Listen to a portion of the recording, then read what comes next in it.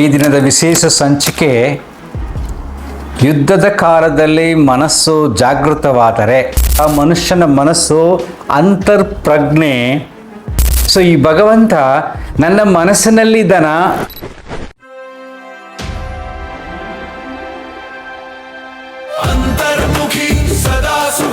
ನಮಸ್ಕಾರ ಸ್ನೇಹಿತರೆ, ಈ ದಿನದ ವಿಶೇಷ ಸಂಚಿಕೆ ಯುದ್ಧದ ಕಾಲದಲ್ಲಿ ಮನಸ್ಸು ಜಾಗೃತವಾದರೆ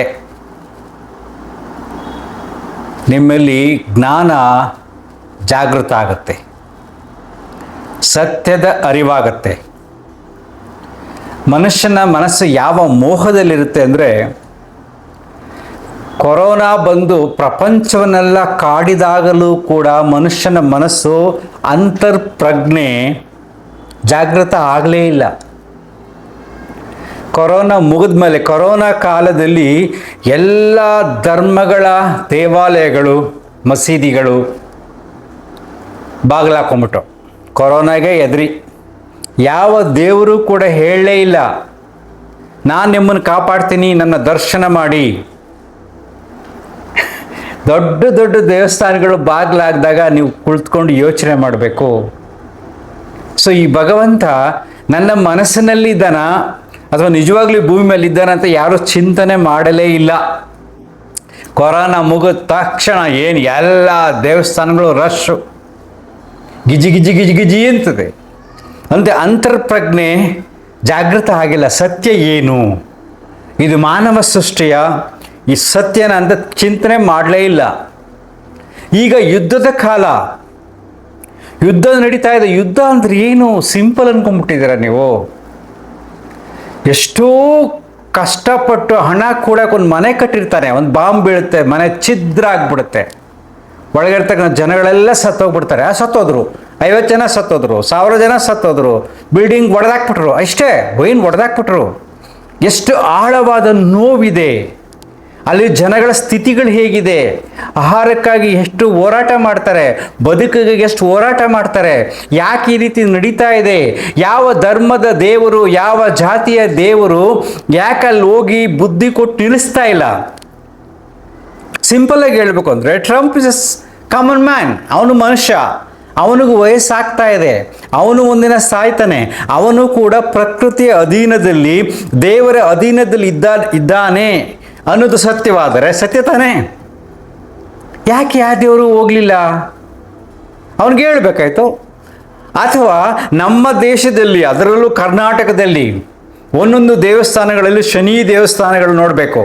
ಶನಿ ದೇವರು ಬಂದು ಏನು ಅವತಾರ ಹಾಕೊಂಡು ಕುಣಿಯುತ್ತೆ, ಮುಂದ್ಗಡೆ ಏನು ಹಾಡು ಹಾಡ್ತಾ ಇರ್ತಾರೆ.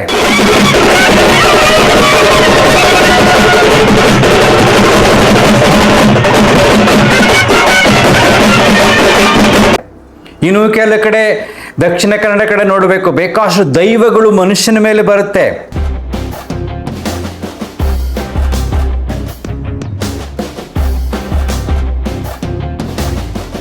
ತುಂಬ ದೇವಸ್ಥಾನಗಳಲ್ಲಿ ದೇವರು ಮೈ ಮೇಲೆ ಬರುತ್ತೆ.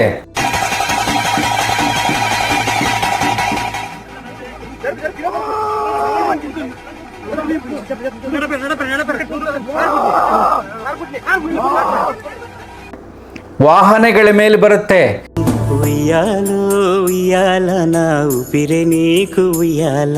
ಎತ್ತಿನ ಮೇಲೆ ಬರುತ್ತೆ.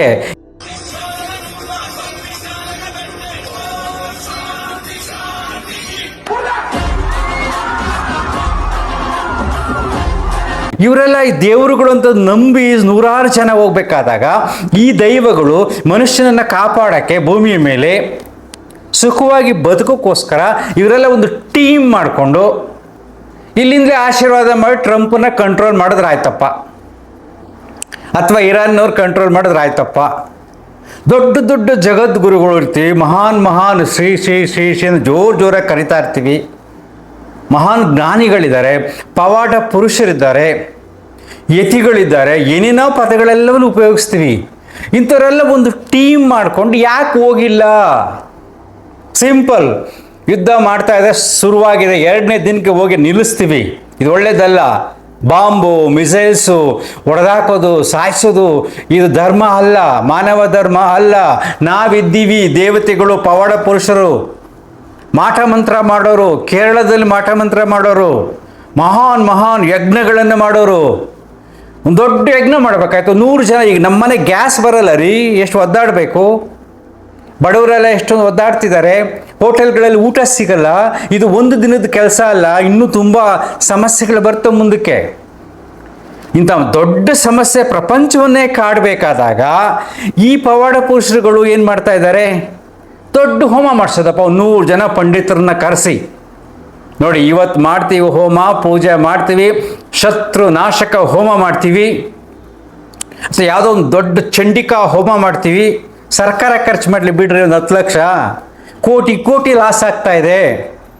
ಖರ್ಚು ಮಾಡಿ ನಾಳೆ ನಿಲ್ಲಿಸ್ತೀವಿ ನೋಡಿ. ಯಾರಿಗೆ? ಟ್ರಂಪ್ಗೆ ಮಾತೇ ಬರಬಾರ್ದು, ಅಥವಾ ಇರಾನಲ್ಲಿರೋರಿಗೆ, ಬೇರೆ ಯಾರಿಗೋ, ನೇತನ್ಯಾಹುಗೆ, ಅವನಿಗೆ, ಇಸ್ರೇಲಿರೋರಿಗೆ ಮಾತೇ ಬರಬಾರ್ದು. ಮಾತು ಬರ್ದಂಗೆ ಮಾಡಿದವ್ರು ಯಾರು? ಭಾರತ ದೇಶದಲ್ಲಿರ್ತಕ್ಕಂಥ ಮಹಾನ್ ಮಹಾನ್ ವ್ಯಕ್ತಿಗಳು, ಪೂಜೆ ಮಾಡೋರು, ಜ್ಯೋತಿಷ್ಯಗಾರರು, ಪವಾಡ ಪುರುಷರು, ತಂದು ಮಾಟ ಮಂತ್ರ ಮಾಡೋರು ಅಂತ ಬರಬೇಕು ಇಂಟರ್ನ್ಯಾಷನಲ್ ನ್ಯೂಸಲ್ಲಿ. ಅವ್ರು ಮಾಡಿದ್ರು, ಇದನ್ನೇ ಪೂಜೆ ಮಾಡಿದ್ರು, ಒಬ್ಬರಿಗೆ ಮಾಟ ಮಾಡಿದ್ರು, ಕೊಳ್ಳೆಗಾಲದಲ್ಲಿ ಮಾಡಿದ್ರು, ಇನ್ನೆಲ್ಲೋ ಮಾಡಿದ್ರು. ಅದರಿಂದ ನೋಡಿ ನಿಂತಿದೆ, ಬಾಯೇ ನಿಂತೋಗ್ಬಿಟ್ಟಿದೆ, ಮಾತಾಡೋಕ್ಕೆ ಆಗ್ತಾಯಿಲ್ಲ. ಅಥವಾ ಒಂದು ಲಕ್ವ ಹೊಡೆದ್ಬಿಟ್ಟಿದೆ, ಕೈ ಎತ್ತಕ್ಕಾಗ್ತಾ ಇಲ್ಲ, ಅದಕ್ಕೆ ಯುದ್ಧ ನಿಲ್ಲಿಸ್ಬಿಟ್ರು. ಈ ಥರ ಬರಬೇಕು. ನಾನು ಇಲ್ಲಿ ಮಾಡಿಬಿಟ್ಟೆ ಪ್ರಾರ್ಥನೆ, ಅದಕ್ಕೆ ನಿಂತೋಗ್ಬಿಟ್ಟಿದೆ ಅಂತಲ್ಲ. ನಮ್ಮ ದೇಶದಲ್ಲಿ ಎಂತೆಂಥ ಮಹಾನ್ ಮಹಾನ್ ವ್ಯಕ್ತಿಗಳಿದ್ದಾರೆ, ಒದಾಡ್ತಿದ್ದಾರೆ. ಅಲ್ಲಿಂದ ಶಿಪ್ ಬಂತ, ಇಲ್ಲಿಂದ ಬಂತ, ಗ್ಯಾಸ್ ಬಂತ, ಅವ್ರು ಹಿಂಗೆ ಮಾಡಿದ್ರು, ಇವ್ರು ಹಿಂಗೆ ಮಾಡಿದ್ರು ಅಂತ ಮಾಡ್ರಪ್ಪ ಇವಾಗ ಎಲ್ಲರೂ ಸೇರಿಕೊಂಡು, ಅಲ್ವಾ? ಮಾಧ್ಯಮಗಳೆಲ್ಲ ನೋಡ್ತಾ ಇದ್ದೀವಿ. ಎಷ್ಟು ಚೆನ್ನಾಗಿದೆ ಅಂದರೆ, ಇನ್ಸ್ಟಾಗ್ರಾಮ್ಗೆ ಹೋಗಿ ನೋಡಿ, ದೇವ್ರು ಬಂದು ಏನು ಕುಣಿತಾ ಇರ್ತದೆ, ಅದು ಇನ್ನೊಂದು ಏನೇನೋ ಆಟಗಳೆಲ್ಲ ಆಡ್ತಾ ಇರ್ತದೆ. ಆ ಬಂದವರೆಲ್ಲ ಏನು ಮಾಡ್ತಾ ಇದ್ದೀರಿ ಇವಾಗ? ಸೇರಿಕೊಡ್ರಪ್ಪ, ಒಂದು 10 ಜನ ದೈವಗಳು, 10 ಜನ ದೇವ್ರು ಬರೋರು, 10 ಜನ ಇನ್ನೇನೋ ಬರೋರು, ಗುಂಪು ಮಾಡ್ಕೊಳ್ಳಿ, ಟಿ ವಿ ಲೈವ್ ಕೊಡಿ. ಈಗ ನಾವು ಬಂದಿದ್ದೀವಿ, ಮನುಷ್ಯನ ಮೇಲೆ ಆಕ್ರಮಣ ನಡೀತಾ ಇದೆ, ಮನಸ್ಸುಗಳ ಮೇಲೆ ಆಕ್ರಮಣ ನಡೀತಾ ಇದೆ, ತುಂಬ ಜನ ನೋವಾಗ್ತಾ ಇದೆ. ಈ ಸೃಷ್ಟಿಯಲ್ಲಿ ನಾವೆಲ್ಲ ಇದ್ದೀವಿ, ನಾವೆಲ್ಲ ಇರಬೇಕಾದ್ರೆ ಈ ರೀತಿ ಆಗಬಾರ್ದು. ಕೋಪ ಬರುತ್ತೆ ಕೆಲವು ದೇವ್ರುಗಳು ಇಟ್ಕೊಂಡು ನೋಡಿ, ಆ ದೇವ್ರು ಹೆಂಗೆಂಗೋ ಆಡುತ್ತೆ, ಕೋಪ ಬರ್ಸ್ಕೊಂಡು ಈಗ ಕಂಟ್ರೋಲ್ ಮಾಡ್ತೀನಿ, ನಾಳೆ 24 ಗಂಟೆ ಒಳಗೆ ಅವ್ರು ಯುದ್ಧ ನಿಲ್ಲಿಸಿಲ್ಲ ಅಂದರೆ ಇವರಿಬ್ರಿಗೂ ನೋಡಿ ಮಾತೇ ಬರೋಲ್ಲ, ಹಂಗೆ ಮಾಡ್ತೀನಿ ಅಂತ ಲೈವ್ ಕೊಟ್ಬಿಡಿ, ಅಲ್ವಾ? ಹಾಗೆ ನೋಡಿ ನಿಂತೋಗ್ಬಿಡ್ಲಿ. ಸೊ ಈ ದಿಶೆಯಲ್ಲಿ ಯಾರ ಮನಸ್ಸುಗಳು ಯೋಚನೆ ಮಾಡುವುದಿಲ್ಲ. ಮನಸ್ಸುಗಳು ಮೌಢ್ಯಕ್ಕೆ ಬಲಿಯಾಗಿ ಯಾರು ಏನು ಹೇಳ್ತಾರೋ ಅದು ನಂಬ್ಕೊಂಡು ಹಿಂದೆ ಹೋಗ್ತಾನೇ ಇರುತ್ತೆ. ಯುದ್ಧ ಎಲ್ಲ ಮುಗಿದ ಮೇಲೆ 6 ತಿಂಗಳು ಕಷ್ಟಪಟ್ಟ ಮೇಲೆ ಇನ್ಯಾವುದಾರ ಒಬ್ಬನ ಮೇಲೆ ದೇವ್ರು ಬಂದು ಹೇಳಿದ್ರೆ ಅದನ್ನು ನಂಬುತ್ತೆ ಈ ಮನಸ್ಸು.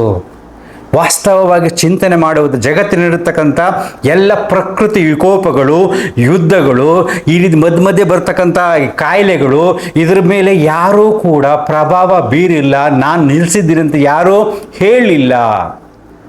ಹೀಗೆ ಚಿಂತನೆ ಮಾಡಿದಾಗ ಸತ್ಯದ ಅರಿವಾಗಿ ಪ್ರಕೃತಿಯ ಜೊತೆಯಲ್ಲಿ ಬದುಕತಕ್ಕಂಥ ಕಲೆಯನ್ನು ಕಲಿತೀರಿ. ನೋವುಗಳು ನಮ್ಮ ಮನಸ್ಸನ್ನು ಕಾಡೋದಿಲ್ಲ, ಯಾಕೆಂದ್ರೆ ನಾನು ತುಂಬ ಸೀಮಿತವಾಗಿದ್ದೀನಿ. ಈ ಥರ ಚಿಂತನೆ ಮಾಡೋದಿಲ್ಲ ನಾವು ಎಲ್ಲ ನೋವುಗಳನ್ನು ತುಂಬಿಕೊಂಡು, ಮನಸ್ಸಿನಲ್ಲಿ ನಾನಾ ಚಿಂತೆಗಳನ್ನು ತುಂಬಿಕೊಂಡು ಕೊರಗ್ತಾ ಇರ್ತೀವಿ. ವರ್ತಮಾನದಲ್ಲಿ ಬದುಕಿದ ಕಲೆಯನ್ನು ಕಲ್ತಿಲ್ಲ. ಯಾರು ಯಾರ ಸಮಸ್ಯೆಗಳನ್ನು ಆಶೀರ್ವಾದ ಮಾಡಿ, ನಾನೇನೋ ಮಾಡಿ ಬಗೆಹರಿಸತಕ್ಕಂಥದ್ದು ಸಂಪೂರ್ಣವಾದ ಸುಳ್ಳು ಕಲ್ಪನೆ, ಅದೊಂದು ಭ್ರಮೆ, ಅದೊಂದು ಮೌಢ್ಯ. ಸೊ ನೀನೇನು ಮಾಡಬೇಕು, ಅದನ್ನು ಮಾಡಿಕೊಂಡು ದುಡಿಬೇಕು, ನಿನ್ನ ಶಕ್ತಿಯನ್ನೆಲ್ಲ ಉಪಯೋಗಿಸಿ ಬದುಕಬೇಕು. ಸೊ ಈಗ ಯುದ್ಧದ ಕಾಲದಲ್ಲಿ ಒಂದೊಂದು ಘಟನೆಗಳನ್ನು ಟಿ ವಿಯಲ್ಲಿ ನಾವು ನೋಡಿದಾಗ ರಾತ್ರಿ ಮಲ್ಕೊಂಡು ಅದ್ರ ಬಗ್ಗೆ ಯೋಚನೆ ಮಾಡಬೇಕು. ಯಾಕೆ ಇಷ್ಟೊಂದು ನಲುಗ್ತಾ ಇದೆ ಈ ಸೃಷ್ಟಿ? ಯಾವ ಧರ್ಮಗುರುಗಳು ಬಂದಿಲ್ಲ, ಯಾವ ದೇವರು ಬಂದಿಲ್ಲ, ಜೀಸಸ್ ಬಂದಿಲ್ಲ, ಅಲ್ಲ ಬಂದಿಲ್ಲ, ಕೃಷ್ಣ ಹೋಗಿಲ್ಲ, ರಾಮ ಹೋಗಿಲ್ಲ, ಯಾರೂ ಬಂದಿಲ್ಲ. ಅವರೆಲ್ಲ ಏನು ಮಾಡ್ತಾ ಇದ್ದಾರೆ, ಇಲ್ಲೇನು ನಡೀತಾ ಇದೆ ಈ ಭೂಮಿ ಮೇಲೆ ಅನ್ನತಕ್ಕಂಥ ಚಿಂತೆಯನ್ನು ಆಳವಾಗಿ ಮಾಡಿದಾಗ ಮಾತ್ರ ನಿಮ್ಮ ಮನಸ್ಸಿನಲ್ಲಿ ಇದೆಲ್ಲವೂ ಭ್ರಮಾಲೋಕ ಅಂತ ಅರ್ಥ ಆದಾಗ ಮನಸ್ಸು ಶಾಂತವಾಗುತ್ತೆ. ಯಾವುದಕ್ಕೂ ತಲೆ ಕೆಡಿಸ್ಕೊಳ್ಳೋಕ್ಕೆ ಹೋಗೋದಿಲ್ಲ. ನಿನ್ನ ಜೀವನ ಅನುಭವದಲ್ಲಿ ಪದ್ಧತಿಗನುಗುಣವಾಗಿ ನೀನು ಏನು ಪೂಜೆ ಮಾಡಬೇಕೋ ಧ್ಯಾನದ ರೀತಿಯಲ್ಲಿ ಮಾಡ್ಕೊತೀಯ, ಸಹಜವಾಗಿರ್ತೀಯ, ಹೊರಗಡೆ ಗಮನನೇ ಹರಿಸೋಕೆ ಹೋಗೋದಿಲ್ಲ. ಆಗ ನಿಜವಾದ ಮನಸ್ಸಿನಲ್ಲಿ ಜ್ಞಾನ ಉಂಟಾಗಿದೆ ಅಂತ ಅರ್ಥ. ಈ ವೈರಾಗ್ಯಗಳೆಲ್ಲ ಟೆಂಪ್ರರಿ ಬರ್ತವೆ. ಹಿಂದಿನ ಕಾಲದಲ್ಲಿ ಕಥೆಗಳ ರೂಪದಲ್ಲೆಲ್ಲ ಹೇಳ್ತಾ ಇರ್ತಾರೆ. ಏನಾದ್ರು ದುಃಖ ಆದಾಗ ಆ ದಿನ ಏನು ಫಿಲಾಸಫಿ ಬರ್ತಾ ಇರುತ್ತೆ, ಅದಕ್ಕೆ ಹೇಳ್ತಾ ಇರ್ತಾರೆ ವೈರಾಗ್ಯ ಅಂದರೆ ಸ್ಮಶಾನ ವೈರಾಗ್ಯ. ನೀವು ಸರಳವಾಗಿ ಕೇಳಿರ್ತೀರ ನೀವು. ಸ್ಮಶಾನಕ್ಕೆ ಹೋದಾಗ ಅಪ್ಪ ಅಮ್ಮ ಸತ್ತೋದಾಗ ಅಯ್ಯೋ ಬದುಕೇ ನಶ್ವರ, ಏನೇನೂ ಇಲ್ಲ, ನನ್ನ ಕಣ್ಣು ಮುಂದೆ ನಮ್ಮ ತಂದೆ ಎಷ್ಟು ಚೆನ್ನಾಗಿದ್ರು, ನನ್ನ ಮಕ್ಕಳು ಎಷ್ಟು ಚೆನ್ನಾಗಿದ್ರು ಅಂತ ಯೋಚನೆ ಮಾಡ್ತಾ ಇರುತ್ತೆ ಮನಸ್ಸು. ಮನೆಗೆ ಬಂದಮೇಲೆ ಆಸ್ತಿ ಬಗ್ಗೆ ಯೋಚನೆ ಮಾಡುತ್ತೆ. ಟೆಂಪ್ರರಿ ಹೊರಟೋಯ್ತು ಸ್ಮಶಾನ ವೈರಾಗ್ಯ. ಪ್ರಸವ ವೈರಾಗ್ಯ ಅಂತ ಕರೀತದೆ. ಒಂದು ಹೆಣ್ಣಿಗೆ ಹೆರಿಗೆ ಆದಾಗ ಅಗಾಧವಾದ ನೋವು ಬರುತ್ತೆ. ಆ ನೋವು ನೋಡಿದಾಗ ನೆಕ್ಸ್ಟ್ ನಂಗೆ ಮಕ್ಕಳೇ ಬೇಡ ಅಂತ ಹೇಳ್ತಾಳೆ. ಆದರೆ ಎರಡನೇ ಮಗು ಸಹಜವಾಗೇ ಆಗ್ಬಿಡುತ್ತೆ. ಹೀಗೆ ಮನುಷ್ಯನ ಮನಸ್ಸು ಸತ್ಯದ ಅರಿವನ್ನು ಅರ್ಥ ಮಾಡ್ಕೊಳ್ಳೋಕ್ಕಾಗದೆ ಒದಾಡ್ತಿರುತ್ತೆ. ನಿಜವಾಗೂ ನೀನು ಅರ್ಥ ಮಾಡಿಕೊಂಡ್ರೆ, ಈ ಜಗತ್ತನ್ನು ಅರ್ಥ ಮಾಡಿಕೊಂಡ್ರೆ, ಎಲ್ಲ ದೊಂಬರಾಟಗಳನ್ನು ನಡೀತಕ್ಕಂಥ ಏನೇನು ಆಟ ಆಡ್ತಿದ್ದಾರಲ್ಲ, ದೊಡ್ಡ ದೊಡ್ಡ ವೇಷಗಳನ್ನು ಹಾಕ್ಕೊಂಡು ಧರ್ಮದ ಹೆಸರಿನಲ್ಲಿ, ದೇವರ ಹೆಸರಿನಲ್ಲಿ, ಜಾತಿಯ ಹೆಸರಿನಲ್ಲಿ ಮಾಡ್ತಿದ್ದಾರಲ್ಲ, ಅದೆಲ್ಲವನ್ನು ಅರ್ಥ ಮಾಡ್ಕೊಳ್ಳೋದು ಯಾವಾಗಪ್ಪ ಅಂದರೆ, ಹೀಗೆ ಯಾವಾಗ ಭೂಮಿ ಮೇಲೆ ಈ ರೀತಿ ಯುದ್ಧಗಳು ನಡೆಯುತ್ತೋ, ಕೊರೋನಾದ ಕಾಯಿಲೆಗಳು ಬರ್ತಾವೋ, ಸಾಂಕ್ರಾಮಿಕ ರೋಗಗಳು ಬರ್ತಾವೋ, ಆಗ ಅರ್ಥ ಮಾಡ್ಕೋಬೇಕು ಯಾರು ಯಾವುದನ್ನು ಯಾವ ಧರ್ಮದ ದೇವರು ಕಂಟ್ರೋಲ್ ಮಾಡ್ದ ಅಂತ ಅಲ್ವಾ. ಇದು ದೊಡ್ಡ ಕತೆ, ಜಾಸ್ತಿ ಮಾತಾಡೋದು ಬೇಡ. ಅಲ್ಟಿಮೇಟ್ಲಿ ಸತ್ಯ ಅರ್ಥ ಮಾಡ್ಕೊಳ್ಳಿ. ಜಗತ್ತಿನ ಕಡೆ ಗಮನ ಹರಿಸುವುದನ್ನು ಬಿಟ್ಟು ಒಳಗಡೆ ಗಮನ ಹರಿಸಿ. ಈ ದೇಹಕ್ಕೆ ಪಂಚಭೂತಗಳಿಂದ ದೇಹ ಆಗಿದೆ, ದೇಹನ ಕಾಪಾಡ್ಕೋಬೇಕು. ಅದಕ್ಕೇನು ಬೇಕೋ ಅದು ಕೊಟ್ಕೊಂಡು ಮಾಡ್ಕೊಂಡು ಆರಾಮಾಗಿರಬೇಕು. ಚೆನ್ನಾಗಿ ತಿಂದ್ರಿ, ಕರಗಿಸಿ ನೆಮ್ಮದಿಯಾಗಿ ನಿದ್ರೆ ಮಾಡಿ. ಅದೇ ಆತ್ಮಜ್ಞಾನ. ಅರ್ಥ ಆಯ್ತಾ? ಅಂತರ್ಮುಖಿ ಸದಾ ಸುಖಿ. Thank you.